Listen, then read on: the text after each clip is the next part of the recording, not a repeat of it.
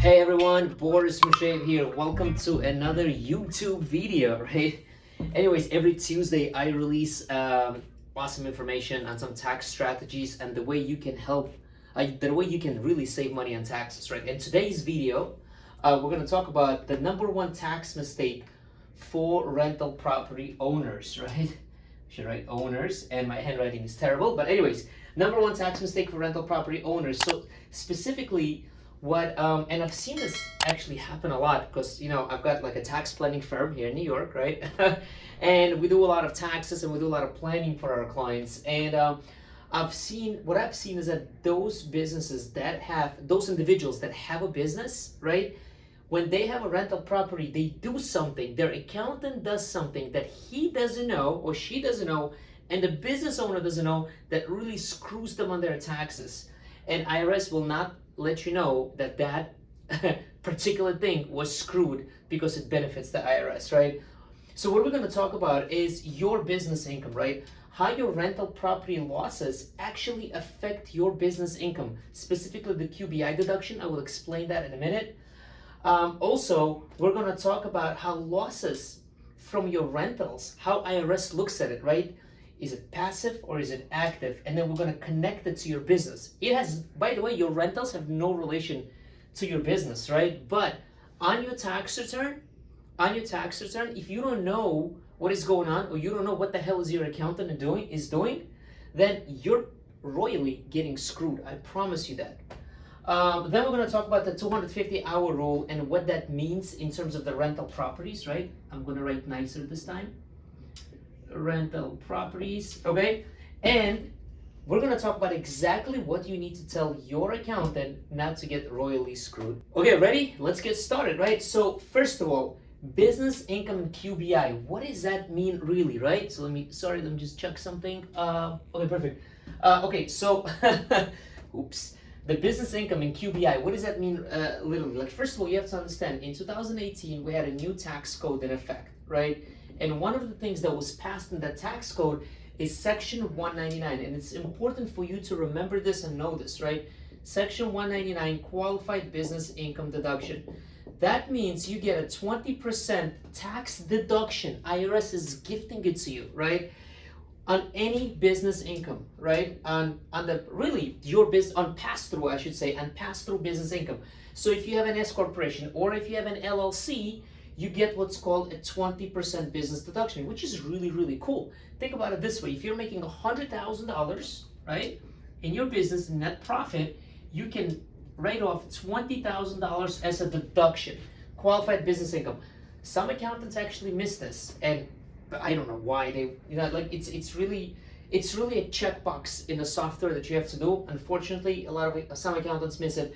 So, but anyways, we're going to talk about that next time, right? So you've got a business income that has a qualified business income deduction, right? QBID under Section 199. Now, why is that important, right? Where should I put it on my board? Hold on a second. I want to make sure you follow through with this, right? So we're going to do this. I'm going to write a little box over here, okay?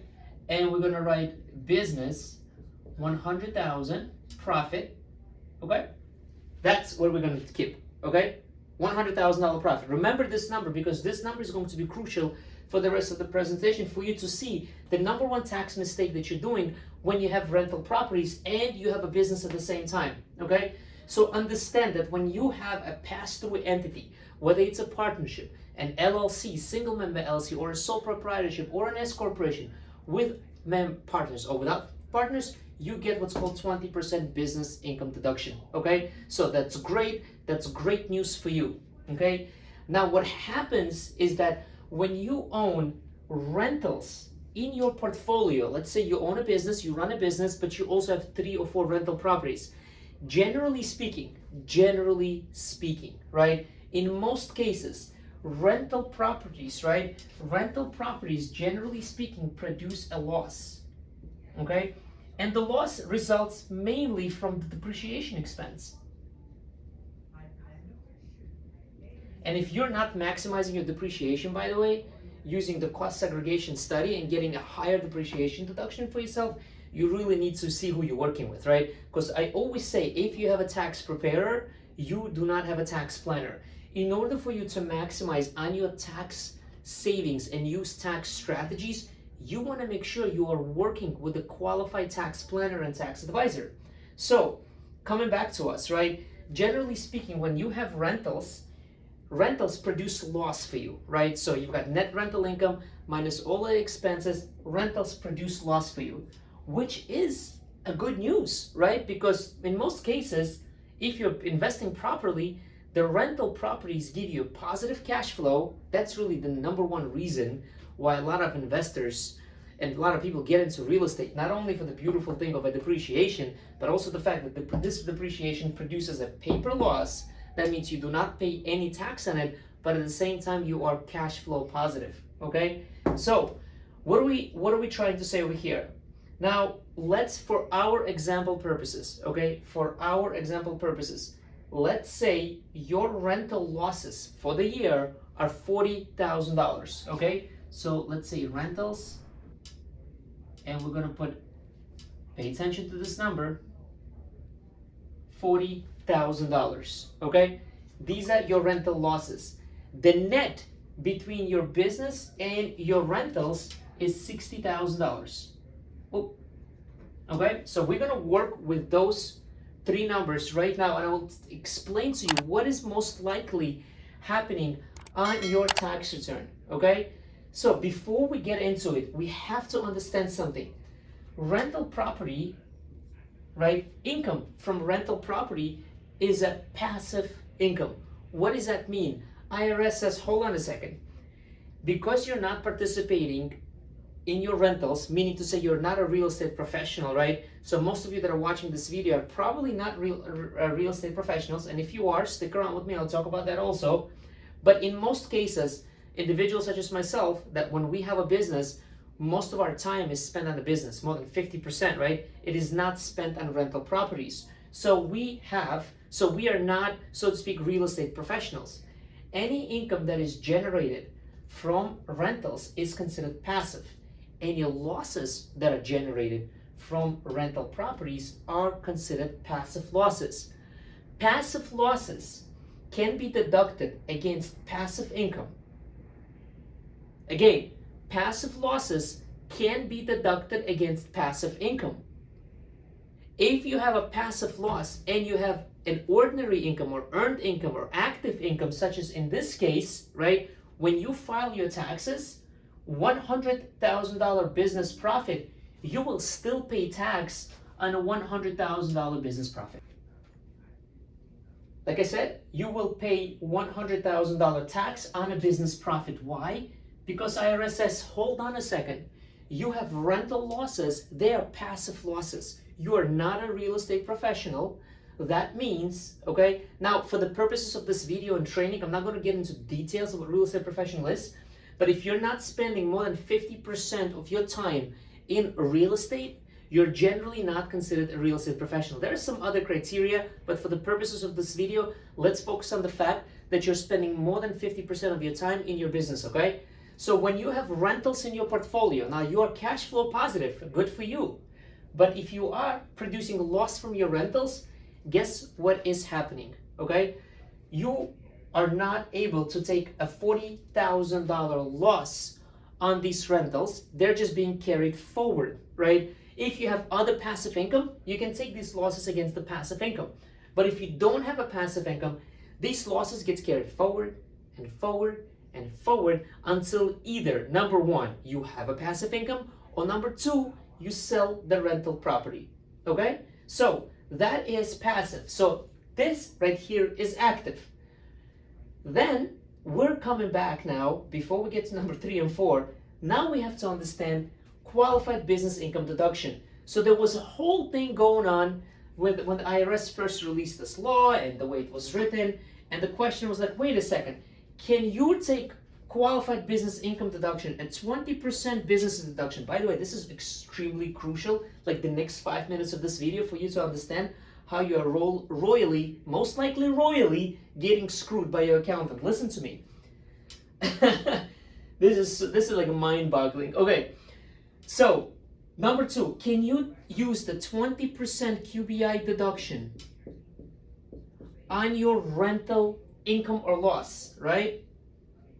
Rental income or loss.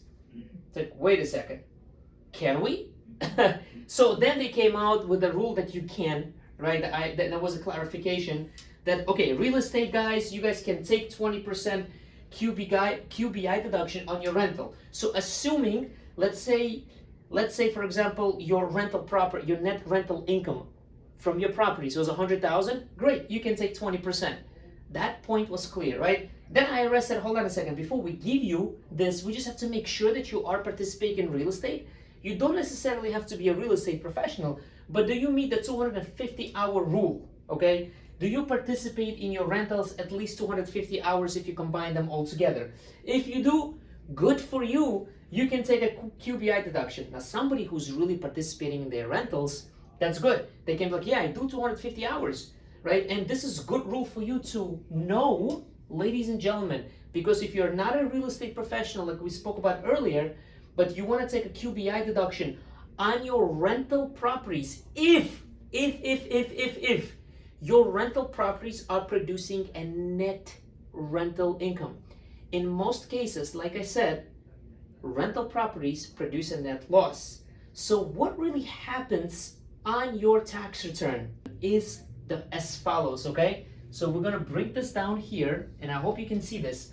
Let's say $100,000 business profit. A 20% deduction, follow me, is $20,000. That is a pretty awesome deduction for you, right? Think about that. You got a $20,000 deduction, okay?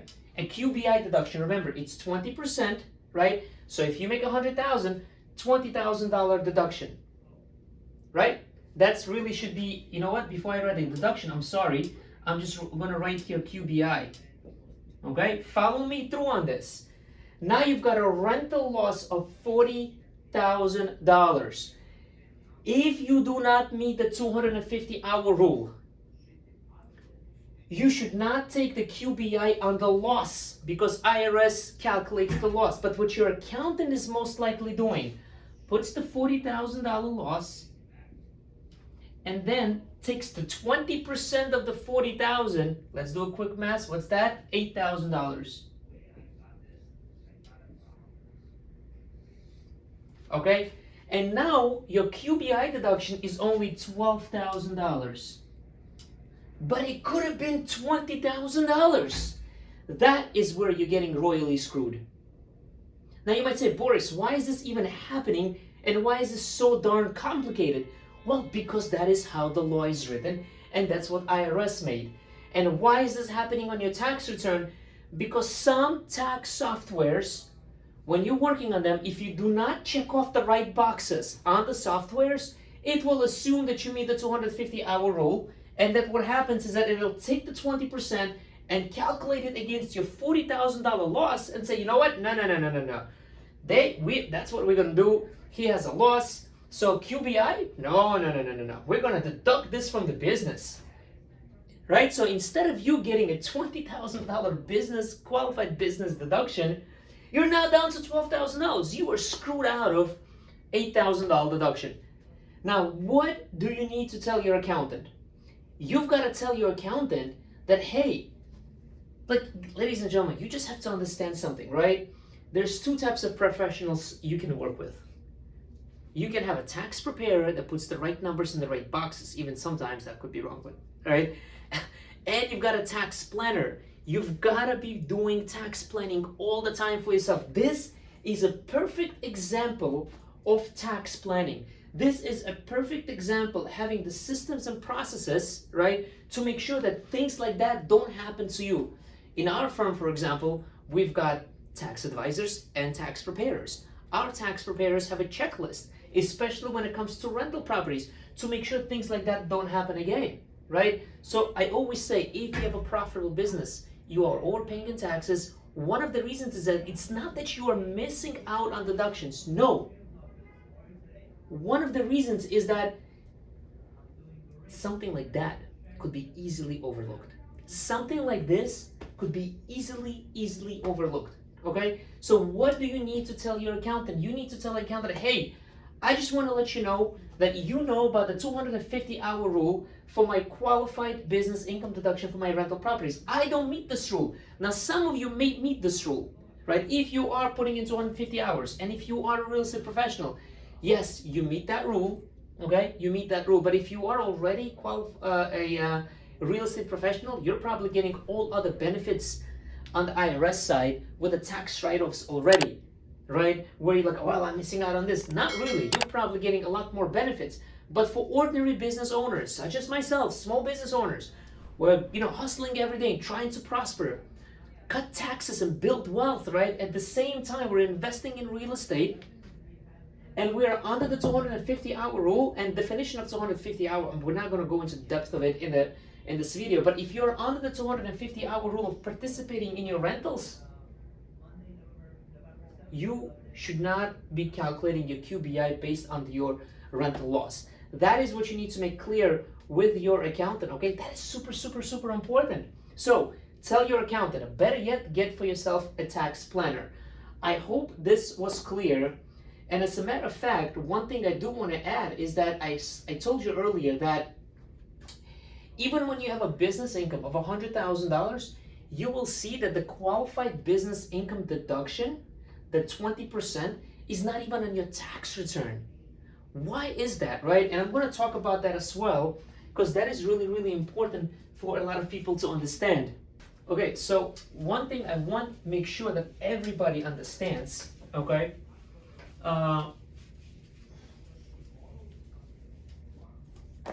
The qualified business deduction, right? Now, we're just kind of like jumping ship a little bit because I want you to really understand what's happening here. So we have a qualified business income deduction, That is 20%, okay? It's 20%. Now, if you're a single filer, your threshold of income of how much you have to make is 200,000 and change. I don't have those numbers in front of me, so forgive me. I'm just going to use 200,000. If there are any accountants watching this video, don't hate me for it, okay? So $200,000 is a threshold. That's with the phase outs and everything else. Married individuals, again, I don't have the exact number. I think it's 440,000. Should we use that? We'll use that, right? I know it's about around that number. So if this is 440, this should be 220, right? $220,000. What does that mean, right? What does that mean? If you listen to this is another like mind-boggling thing, right? I'm laughing because it's so pathetic of how many times we see this mistake happening on tax returns. But like, if you are a single owner of the business, you have no other employees, okay? Check this out. You run your business as a single member LLC, or even an S corporation, but you do not have a W-2 salary, you don't have any wages paid in your business, either to yourself or your employees, nothing, and your taxable income is over this number, guess what? There's no QBI for you, right? Like, what? Yep. We save money for our clients, a lot of money on taxes by like taking a look at this, and we're like, dude, for one payroll, you run just a payroll for yourself, for one employee, pay yourself a salary, you automatically generate a QBI deduction. If in this example, if let's say a client is making exactly 220,000, right, and he has a payroll of 120, he's got a profit of 100,000 left over, he gets a 20,000 deduction. If income is over this, right? Now, what about for individuals that income is less than this? Yeah, they can still get the QBI deduction. And again, even if it's simple as that, the accountant is missing that on your tax return with a simple checkbox, right? You know who else is missing out on it? You, if you're filing your own taxes. Like, oh my God, how many times I've seen that. It's unbelievable how crazy that is when I see that happen a lot of times. Another level over here to add like a fuel to the fire, so to speak, it's called SSTB. Sometimes I hesitate because I say SSTD, whatever. Anyways, SSTB, specified service, trade, or business. What the hell does that mean? That means IRS doesn't like certain class of people, or certain class of accountants, I should say. I should really watch myself, right? certain class of businesses. I said accountants? No, businesses, right? Professionals. And those are accountants. Those are attorneys.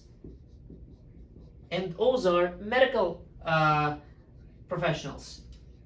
And there's some other, certain consultants, but mostly it's accountants, attorneys, and medical professionals. What does that mean? The IRS says, listen, if you are in any of these categories, you must be making money. You must be caking. IRS says you must be caking, okay? So, if you are a single individual and your income is over $220,000 and you are, even if you have payroll, but you are in one of these categories, no QBI for you. If you're a married individual, you have a higher chance because the income threshold is higher, fine. But if you are in any of these categories and your income is more than this, your taxable income, even if you have payroll in your business, they say no QBI for you. So you guys can imagine, I don't get any QBI. Not that I'm revealing to you how much I make, but you get the point, right? So, like, QBI planning is like so important, whether you have rental properties, whether you have businesses, right? And look, there's an old way of doing things and the new way of doing things. The new way of you really saving money on taxes, that's doing tax planning. Ladies and gentlemen, I cannot stress this enough. How much tax planning you need for yourself, for your business. You want to focus on cutting taxes and building wealth. I showed you that it's not the fact that you're missing out on additional write-offs that could save you money on taxes, but knowing little things like that. Not only should you be working with a tax preparer, but you want to make sure you also work with a knowledgeable tax preparer, right? Who is doing your taxes? You on TurboTax? You screwed up probably. You screwed royally. Are you working with somebody who doesn't have any designation? You're screwed royally. Are you doing planning for yourself? Are you a profitable business? No, you are screwed royally, okay? Anyways, I hope this was helpful. Go ahead and make sure to subscribe to the channel, like the channel. Please do whatever it is that you can to show me that you like my content so I can produce more content for you. Till the next time. Thank you.